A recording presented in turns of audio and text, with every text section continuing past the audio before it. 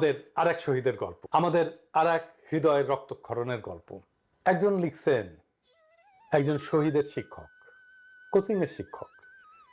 উনি লিখছেন, আমার কোচিং যখন শুরু করি তখন আমার 4জন শিক্ষার্থী ছিল, জিদান, উৎসব, আদ্রিতা আর একটা মেয়ে। ওরা তখন এসএসসি পরীক্ষা দিবে। আস্তে আস্তে জিদান উৎসবের সাথে ভাইয়ের মতো সম্পর্ক হয়ে গেল।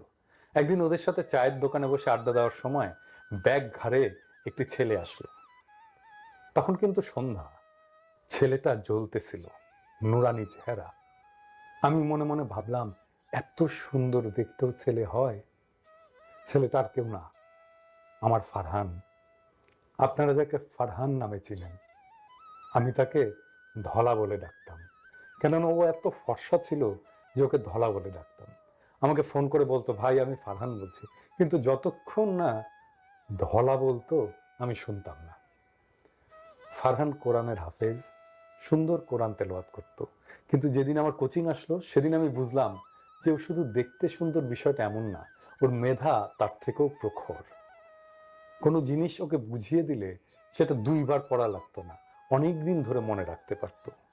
আমার কানে এখনো বাজে, ও আমাকে বলতো, ভাই তুমি যেভাবে জিদানকে বানাইছো আমাকে অমন করে বানায় দাও। ওর অবস্থা এতটাই খারাপ ছিল যে পাশ করতো কিনা সন্দেহ ছিল। আমি ওকে একা একা পড়িয়ে ঠিক করেছি। এমন অনেক সময় হিসে রাত 3টায় আমাকে ফোন করে বলছে, ভাই পড়তে না মন চাচ্ছে না, একটু মোটিভেশন দাও। আমার সাথে যেদিন লাস্ট দেখা সেদিন 2 ভাই হাঁটতে হাঁটতে কত কথা, ভাই ইন্টারে ফাঁকি মারা যাবে না, এই করা যাবে না, কত কথা।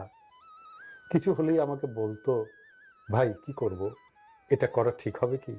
কোনো মেয়ে ওকে প্রপোজ করে ভয়েস দিল, সেটা আমাকে পাঠায় বলতো, বলো ভাই কি করব। আমার পাগলটা। তারপর এসএসসি পরীক্ষা দিল। কেমিস্ট্রি পরীক্ষার আগের একদিন ছুটি ছিল। ওর যেহেতু অনেক গ্যাপ ছিল, ও ভয়তে একদিন গ্যাপে একটা লাইনও পড়ে নাই। এবার আসছে আমার কাছে পরীক্ষার আগের দিন। ওই দিন আমি এবং ফারহান, জিদান এদের নিয়ে রাত 11টা পর্যন্ত কোচিংয়ে পড়াইছি। এই দেখেন সেদিন রাতের ছবি।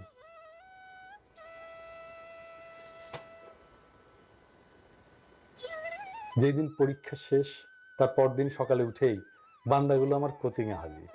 কারণ কি, তাদের টাকা দিতে হবে। ওই দিনের কথা তো আমি ভুলবই না। ওই দিন যা করছে এবং আমার পঞ্চপাণ্ডব গুলা, আল্লাহ, এখনো হাসি পায়। তারপর যেদিন রেজাল্ট দিবে তার আগের দিন রাত 12টা পর্যন্ত আমাকে কোচিংয়ে আটকায় রাখছে। কারণ কি, তার ভয় লাগতেছে সে কি প্লাস পাবে নাকি। আমার কোচিংয়ে সেই বিকাল থেকে এসে বসে আছে। আমি অন্য ব্যাচের ক্লাস নিচ্ছি আর মাঝে মাঝে এদিকে এসে বলতেছে, ভাই প্লাস কি পাবো? ও ভাই কও না, তুমি যা কও তাই তো হয়। ওর প্রেশার দেখে আমি ওকে চায়ের দোকানে নিয়ে গেলাম, গিয়ে চা স্প্রাইট খাওয়াইলাম, আইসক্রিম খাওয়াইলাম এবং কিছু টাকা দিয়ে বললাম আরো খা। পরে অনেক রাতে সে আমাকে ছাড়লো। রেজাল্টের দিন সবাই আগে মা বাবাকে জানায়, আর ফারহান সবাই আমাকে ফোন করে জানিয়েছে।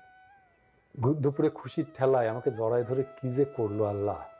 তারপর বিকালে ওর খালাকে নিয়ে আসলো মিষ্টি খাওয়ানোর জন্য। ওই যে পাঞ্জাবি পরা ছবিটা ওই দিনের। এরপর শুরু হলো আসল যন্ত্রণা। ভাই আমার গ্যাপ পূরণ করে দাও, আমি এসএসসিতে যা করছি ইন্টারে তা করবো না। নটরডেমে পরীক্ষার জন্য কিছুটা প্রিপারেশন নিল, পরে আবার সেই রেসিডেন্সিয়ালে ভর্তি হলো। ফারহানের ইচ্ছা ছিল দেশের বাইরে চলে যাওয়া, কিন্তু আমি ওকে বলছিলাম যে অন্তত ইন্টার দিয়ে অ্যাডমিশন নিয়ে যেন বিদেশে যায়। ও আমার কথাই বলল, ঠিক আছে ভাই আমি অ্যাডমিশন দেবো বুয়েটের জন্য, কিন্তু চান্স পাইলেও কিন্তু বিদেশে যাব। আমি আমার এই পঞ্চপাণ্ডবকে বলছিলাম যে ওদের মধ্যে কেউ বুয়েটে চান্স পেলে আমার R15 বাইক তার। ফারহান আমাকে চ্যালেঞ্জ করছিল যে ও চান্স পেয়ে দেখাবে। আপনারা যে পোস্টটা ভাইরাল হতে দেখছেন যে ওর বইয়ের টেবিলে ফান্ডামেন্টাল ফিজিক্স ছিল, ওইটা ওই কারণেই। ওর জিদ অনেক ছিল, যা বলতো তাই করবে। ইন্টারে ক্লাসের সময় মনোযোগ দিয়ে ক্লাস করতো। ওর হাসি, আল্লাহ এত সুন্দর হাসি, আসলেই ভোলার মতো না। দিনের মধ্যে বাসায় থাকতো কম, আমার কোচিংয়ে এবং জুয়েলের চায়ের দোকান থাকতো বেশি। আমার কাছে 2 মাস পর পর ওর বাবা বাসা চেঞ্জ করে বেলি রোডে নিয়ে যায়। সেই বেলি রোড থেকেও আমার কাছে পড়তে আসতো 2 থেকে 3 ঘন্টা জ্যাম ঠেলে। আমি বলতাম এত কষ্ট করে কেন আসিস? ও বলতো, ভাই তোমাকে না দেখলে আমার ভালো লাগে না। হায় রে আমার ভাই, কি করে ভুলবো রে আমার ভাই? আমাকে বলতো, ভাই বেলি রোডে তুমি একটা শাখা দাও, আমি ছেলে পেলে ম্যানেজ করে দেবো। তাও সে আমার কাছে পড়বেই। ওরা আমার স্টুডেন্ট না, ওরা আমার ভাই। তারপর ওর কষ্ট দেখে আমি বললাম, সব বই শেষ কর, তারপর পরীক্ষার কিছুদিন আগে আসিস, আমি বায়োলজি ক্লিয়ার করে দেবো।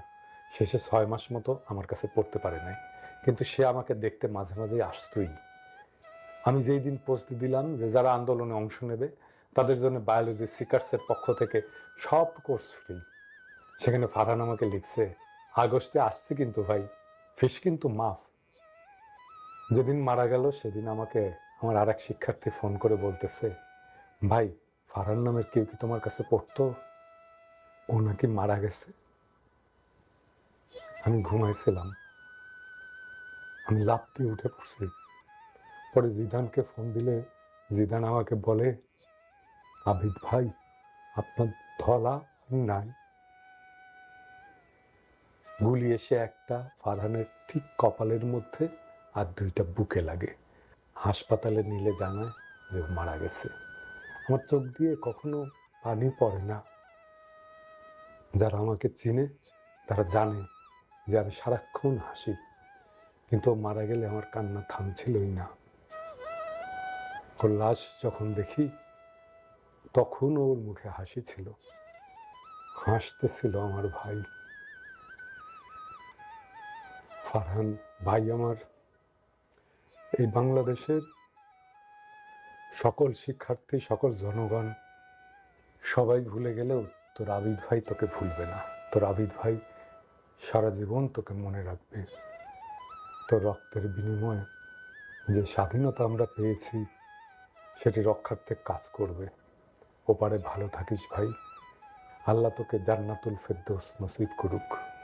সকলে আমার ভাইকে মনে রেখেন, ভুলে যাইয়েন না, ওর জন্য দোয়া করেন। এমন হাজারো তাজা প্রাণের বিনিময়ে আমরা ফ্যাসিবাদকে হটিয়েছি। এই বিজয়কে বেহাত হতে দেব না। ইনকিলাব জিন্দাবাদ।